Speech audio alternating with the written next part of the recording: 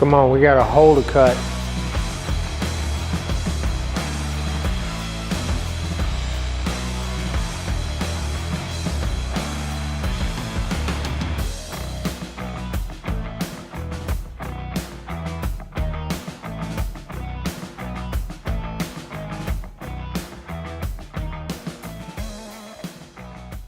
So we're working on a 67 Barracuda, and we're still kind of in design phase on designing the front and rear suspension, crossmember, coming up with new ideas along the way. And one of them is we want to be able to have access to the fuel pump and sending unit through the trunk, so that if there was ever an issue with the fuel pump, you don't have to drop the tank to service it. So originally these cars did not have an access hole in the trunk to do that. So we're adding a custom access hole. And we're gonna design this so that this cross member that we sell, which is this part right here, will have that hole built into it, and it'll come with the laser cut flanges that are pre-drilled and tapped. And then all the customer will have to do is cut this notch out and weld in that cap. And then you'll have full access to your fuel pump and sending unit. So on this first one though, because we didn't think far enough ahead to get that right, weren't exactly sure where it was gonna need to be, but it ends up being just past this factory lap weld flange. And so what we did was 3D printed an accurate template of the actual size of the flange, and we've taped that in place now. And then, so we're going to use this inner dimension here to cut our hole out. So first thing we're going to do is we're going to trace this with a marker, and then we're going to locate roughly where the center of each one of those corners is, and we're going to drill those out with a unibit. And so if you order this part from us in the future, you won't have to do this part. It'll already be done, but we're going to do it in this video. Watch how we do it. First thing we're going to do is we're going to use this center punch to mark the center of our holes.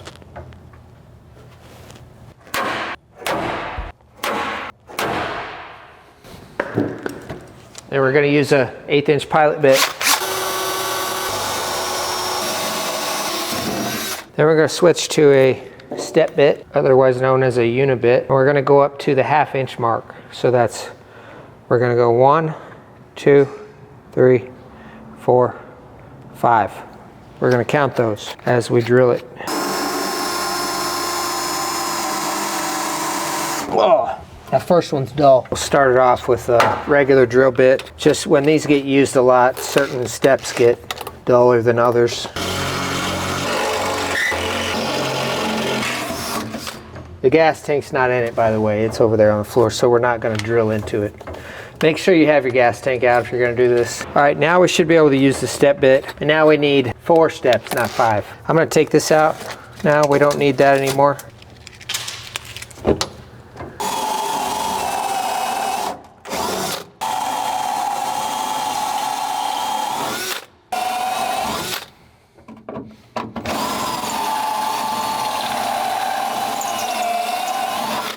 Yeah, 3's good enough. All right, now we're done with that.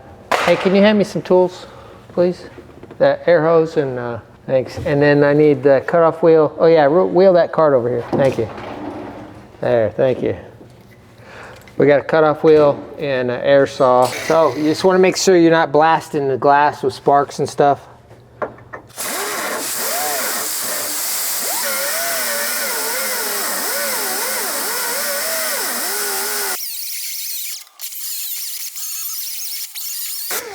So you might be wondering, why don't I use a plasma cutter? I think I've talked about this before on another video. This would actually be a decent job for a plasma cutter, except it leaves a nasty edge. But that's one of the reasons why I don't do it. The other reason is it makes a big mess. And the other reason is I have three plasma cutters / welders, but you gotta convert them to the plasma cutter by hooking up different lines, and I ain't got time for that. For what this is, it's not that big a deal. If I was going to smoke the whole floor out of a car, plasma cutter would be the choice, and I'd do it outside. But this is effective enough. It's just going to take a little bit.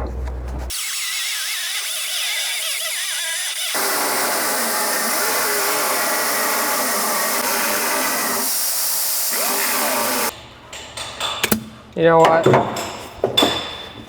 I got a better tool for this. That's taking too long. This thing right here, this is what you need. This will make short work of this kind of job. But you got to hang on for dear life.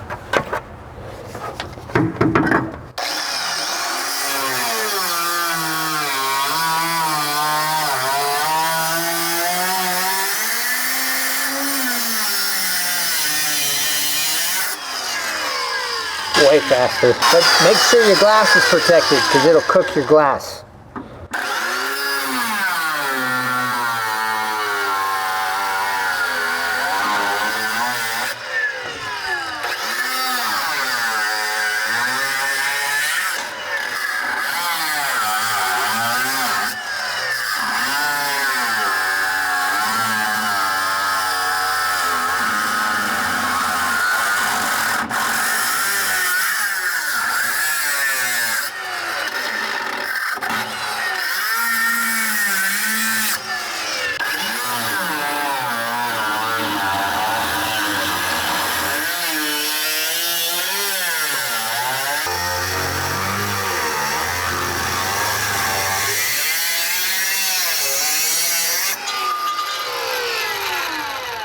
Now you want to unplug that one so you don't accidentally step on the button. So after you get the hole cut, we just got to come back and tidy up our edges a little bit. So we're using 60 grit on a hammer fab backer pad. This one's a little bit wore out, that's why you can see the yellow, but normally they're the full diameter. You can get those at hammerfab.com.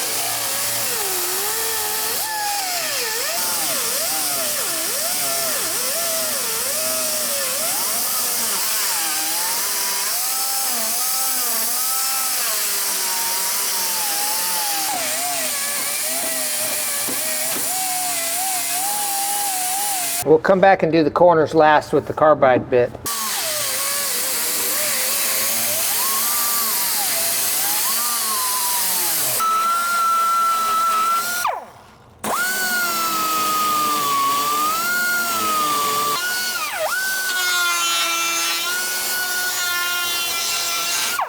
Then we'll just put a Scotch-Brite pad on there.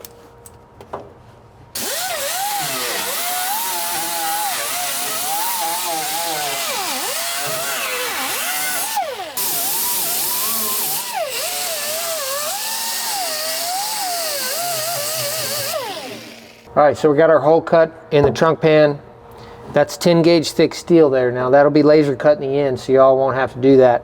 And then also along this edge here, there will be a flange, 1/4 inch thick flange that's tapped with 1032 threads, blind holes. So they won't go all the way through the car. They'll stop when they hit this. But actually they won't even hit it. They'll be the perfect length. So there'll be a 1032 flange and then a lid that bolts on from inside the trunk, and then you'll be able to access your fuel pump. So there's the lid. This is the main lid for the fuel pump access door. This will be 1/8 inch, and then we have the flange that'll be 1/4 inch thick and tapped 1032, and then we have this design plate that is optional really if you want.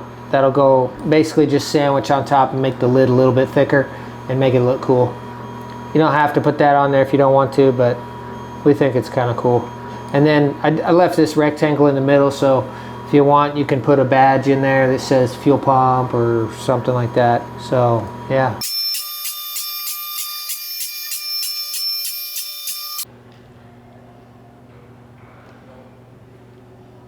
Now we're going to double check the dimensions of our part. So that hole is 11 3/4 from that edge, and pretty dang close to 11 3/4. It's like 11 5/8. Actually, it's, yeah, 11 3/4 from that edge. So it's pretty much centered in that part.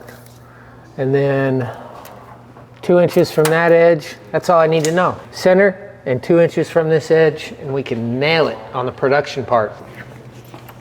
First, you got to put this in.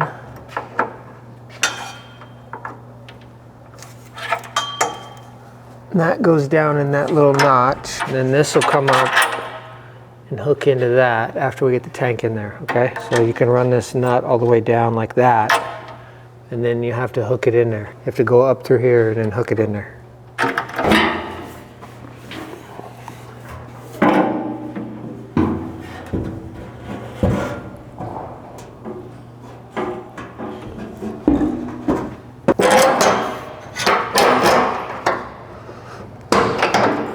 that wasn't that hard. Okay, that's pretty snug. We're gonna tighten this up later. We'll have to bend the strap a little bit, and then it'll have like a foam gasket under there or something. So now what we're doing is we're just mocking up the gas tank again to check clearance to the exhaust, and then also get a glimpse of the hole that we cut in the floor for the fuel pump access door. So we're gonna put this last pipe on now that the exhaust is done. And then we are waiting on 2 new tips to see if we can get 2 that match. And then exhaust will be ready to remove, final weld. We just got a couple of welds on the end to do. And then we'll just set that aside until the car is ready to go back together. So here's one of the tailpipes Mauricio was welding up. So he did some nice TIG welds on there. This is stainless steel, 2.5-inch stainless steel. We do Stainless Brothers, and they have these nice V-band clamps. They've got an interlocking ring there. So basically you don't need a gasket. They will not leak. It's a little tricky to do one-handed. Okay.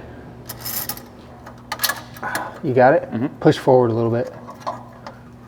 Just lightly push forward. Okay, I got it.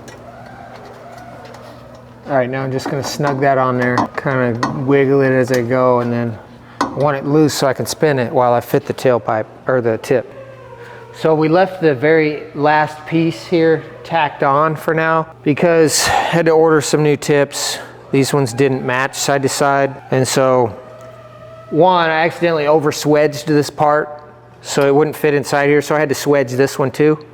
So I'm probably gonna have to remake that piece to fit inside the new one, but I'm just gonna wait to do that all at once because, I don't know, kind of bummed that these just weren't like a, yeah, they weren't. But for now, we'll mock them up and then finish that little detail later.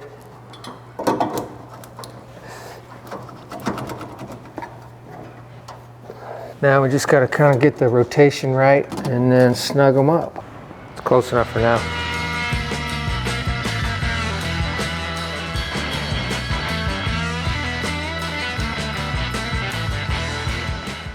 All right, so we worked on making an oil pan extension here, give us a little bit more oil capacity. So this allows to gain about 2 quarts of oil.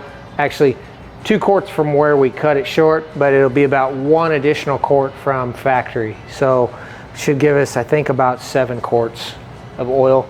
So we put the drain plug over here on this corner, we machine the bung, and then it's gonna get a magnetized drain plug, so if there's any metal chunks in the motor, they'll fall to this corner, and this will be the lowest point of the car where it'll drain out real nice right there. So yeah, we made it kind of extend over this way a little bit more. So for right now, this is just tack welded. We can't get the pan out right now. That's the downside of this configuration, is it's so tightly packaged in there. If you have to take the oil pan out, you either got to drop the cross member or lift the engine a little bit so that you can get the oil tank out, or the oil pan out. But you know, that's the price you pay for cool.